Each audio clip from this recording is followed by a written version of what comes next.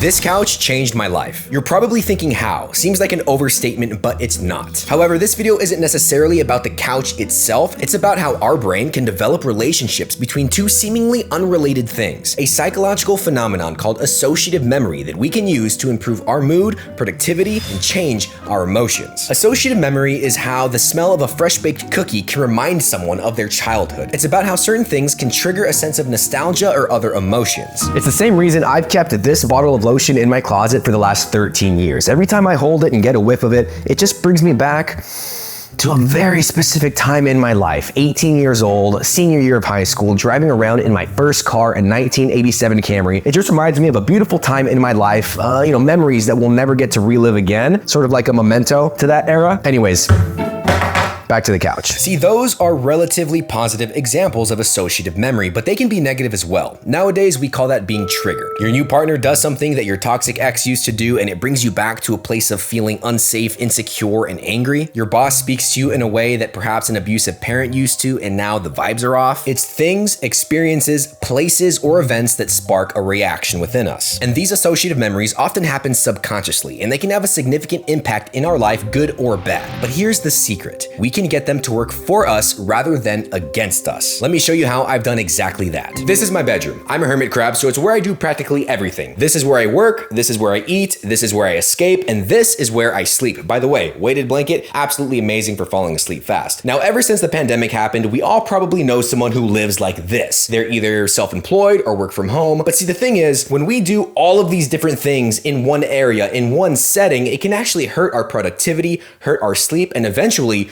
our well-being. Now, I know that sounds a little bit dramatic, but just wait, let me give you some examples, all right? Have you ever heard the advice, don't study in bed or don't work in bed? It's actually pretty sound advice because you'd be working in a place that your body and mind associate with sleep. But when you work in bed, you're training your body to now associate your bed as a place of study or productivity. So once you lay in bed to call it a night, your mind will just continue to think because that's what you were training it to do in that place, not relax and regenerate. So your sleep might take a hit and you'll find yourself tossing and turning as time goes on. On the same coin, while you are there during the day in bed trying to study, retain information, be productive, whatever, your brain's saying, yo, wait a minute, I'm in bed. This is a relaxing place, I thought. I'm not gonna retain this information. So you won't be getting as high of an ROI on your work time as you could be if you had done it elsewhere, like a dedicated work area. You're confusing your brain is the point. Now, that's not something I personally experienced because I never enjoyed working in my bed. It hurts my back, it's uncomfortable. And maybe that example didn't apply to you, but it's not the specifics I'm trying to drive home, all right? It's the concept. It's the same reason I completely stopped laying on my bed unless I'm gonna go to sleep. And it's the same reason I don't keep my phone next to my bed at all anymore either. See, before when it was time to go to bed, I'd bring my phone with me, I'd scroll TikTok, browse Twitter for about an hour before actually shutting my eyes. And that's probably something we've both done or maybe still do. It's detrimental in two ways. I'm physically in a place where my body should be regenerating and relaxing, yet I'm feeding my brain cheap hits of dopamine, excess information, and overstimulation. My brain's not gonna shut off. Also, I'm disassociating my bed with sleepy, relaxy time. Now, don't get me wrong, I still feed my brain cheap hits of dopamine. I just try not to do it before bed, and I definitely don't do it in my bed. Now, when I'd be 3 hours into a workday and feel a break coming, I would do the same thing.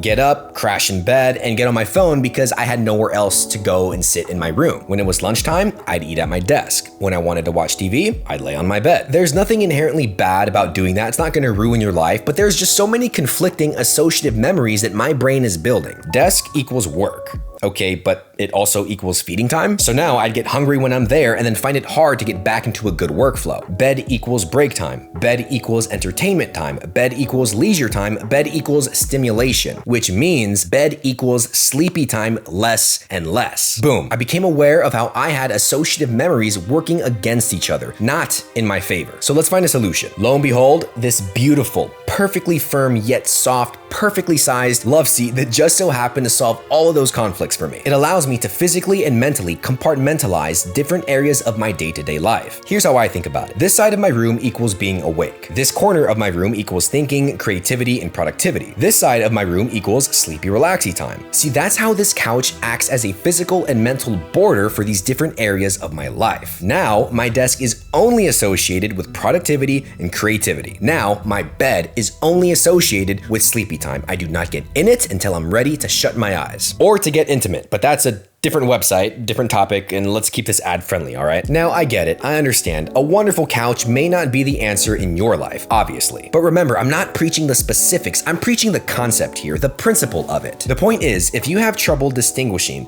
from one mindset to another, one compartment of your life to another, or have trouble with productivity, or perhaps trouble relaxing like I do as well, consider using associative memory to your benefit. Try having a dedicated area for each compartment of your day. And here's something fun. It doesn't necessarily have to be a physical area, okay? If that's limited for you, although it does help a ton, it can also be something like lighting, for example, mood lighting. Bright white and blue lights for daytime productivity, and red or calm ambient lighting in the evening so your brain can distinguish between being awake and alert to relaxing and de-stressing. It can also be sounds. Use upbeat music for energy and hitting the gym, then a nice, soft, loungy, lo-fi playlist for study time. For example, real life. Over the last maybe year or two, every single night I sleep with the same 10-hour rain sound video on YouTube. It's like white noise. I find it super relaxing. Now, as soon as I press play on that video and get into bed, my brain knows sleepy time. It's the cues: darkness, bed, a specific sound. Is it making a massive life-changing difference? Maybe, but it definitely works in my favor and is super relaxing. See, subconsciously, your brain is always building bridges between how you feel and the environmental cues around you. So pick a few things like that for whatever you need in your life. Do them consistently, and over time, you can train your brain to put you in whatever mood or state you wish to be in. It's like a dog knowing that it's feeding time by the sound of a ringing bell, all right?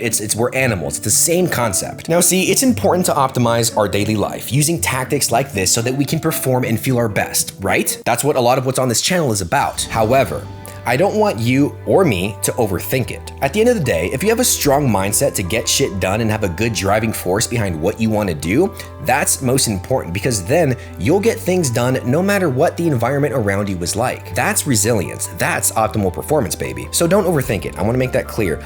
But if we are aware and can use things like this to improve our day-to-day life, then cool, let's go for it. Why not? And also, I understand that everyone's different up here. You or someone you know can probably work in bed just fine without any repercussions. Not me though. I mean, I'd rather not. And understanding this concept of associative memory and how it can be applied in so many ways with so many different things really does help me. And I hope it can help you too. That's why I made this video. So if you were entertained or learned something, click subscribe so we can hang out again. Thanks for watching, and I'll see you in my next video.